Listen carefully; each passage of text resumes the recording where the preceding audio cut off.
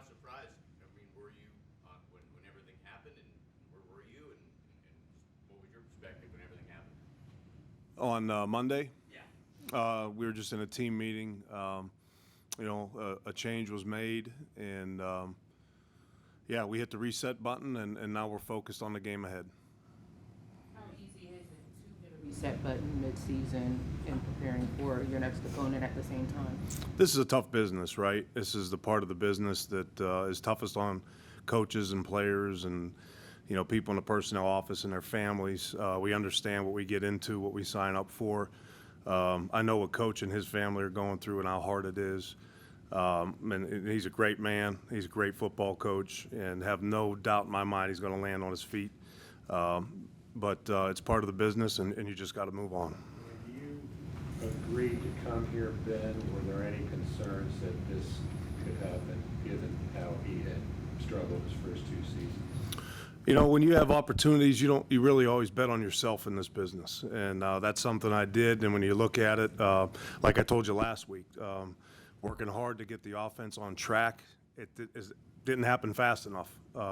But that doesn't mean that we still can't get it going, and that's what we're working on this week. Coach, were you, concerned, when everything was happening, that you could be out too? What were you thinking? Like I said, in this business, you just keep your head down, you keep working, and that's always a possibility. Every day you come in and your key card works is a good day.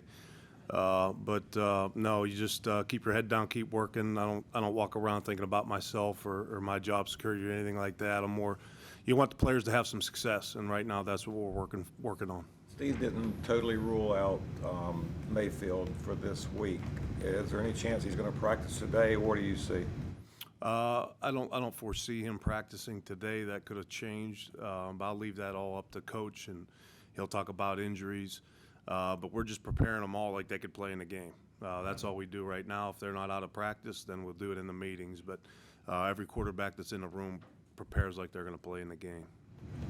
Then going off of that, I talked with Jacob Eason yesterday, and he told me that when he was taking reps with the scout team, it was his first time taking live snaps since he's been here. What has he been able to learn in the past month, just kind of running through those drills, and what have you seen from him? Yeah, that's a tough spot to be in, right? Because your first team guy gets all the reps.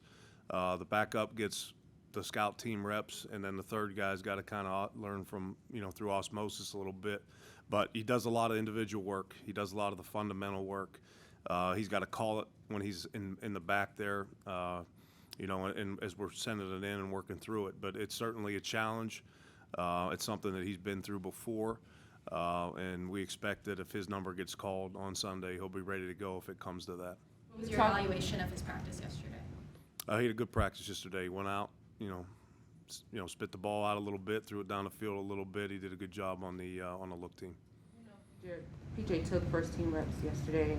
I'm assuming that he'll do so again today. Can you talk about your confidence in him to lead this offense if need be?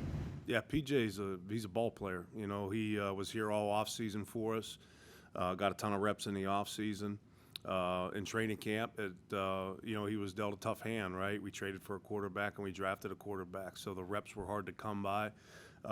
In training camp, man, he's a gritty guy, and he made a decision to fight through a tough situation, and I think you're seeing that pay off now.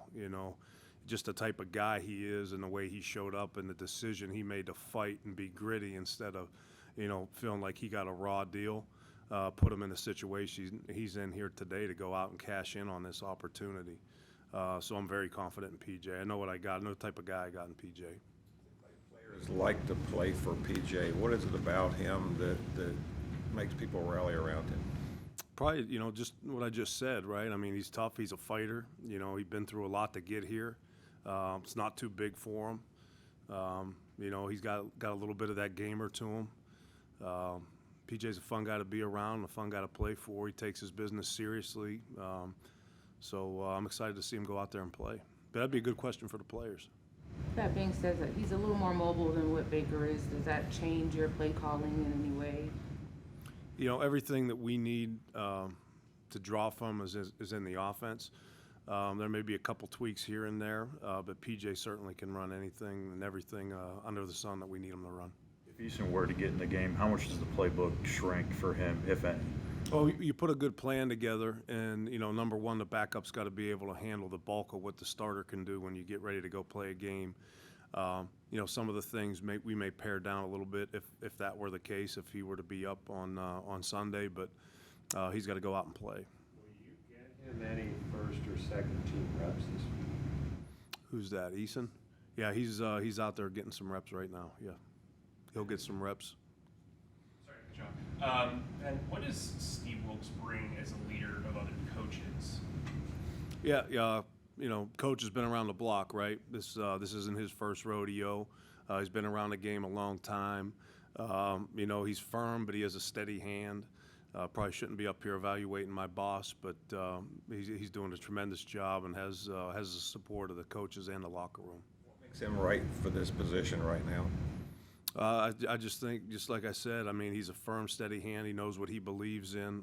He's not, he's gonna do a great job just communicating his message and then following through with it. And he's a man that commands respect. Do you have the same level of involvement of the offense that Matt did, or a little less, a little more? Yeah, look, he's the head coach, right? So he's gonna lay out the plan on how he wants to play each and every game, and it's our job as coaches and coordinators to put that together and bring his vision to life.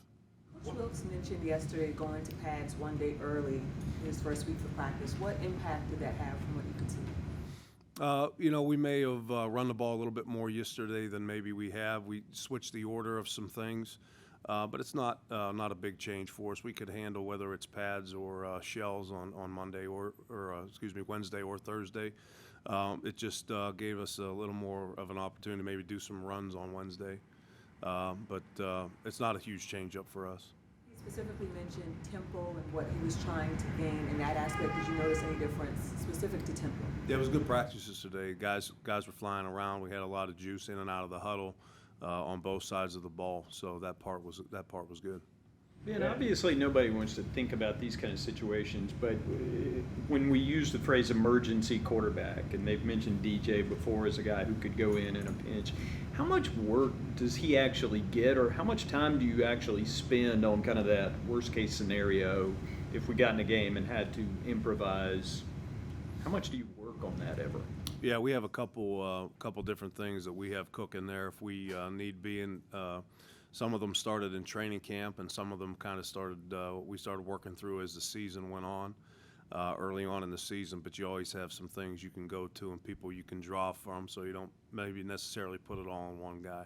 Is that just a couple reps in a practice here and there, or it could be reps in a practice, it could be reps in a walkthrough, it could be reps, up here anytime you can get a rep any way, anyhow, it counts. So we work through it that way.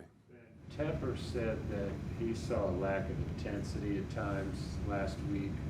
Where did you see that on the offensive side? I think, that's a better question for Mr. Tepper. I think, like we've been saying all along, our consistency and our competitive stamina on offense needs to improve, right? You have signs and you have flashes of us doing some things well, and we need to be more consistent doing those things well. PJ, the one, for every good thing he does, it seems like the interceptions or just the mistakes, he really flash on that. What have you done to work on that to kind of get him more under control with that? Just reps, guys are going to miss throws, right? You're going to miss a throw, and you may throw an interception on a missed throw. That's part of the game. But we will need to make sure we're good decision makers. So we come out, we know our reads, we set our feet for number one, and we move through the progression accordingly. And if we do that, we make good decisions, we'll keep the interceptions down. And just understand that sometimes you miss a throw, and sometimes that's a part of the game. And we need to be good with the ball in the pocket, with two hands on the ball in the pocket.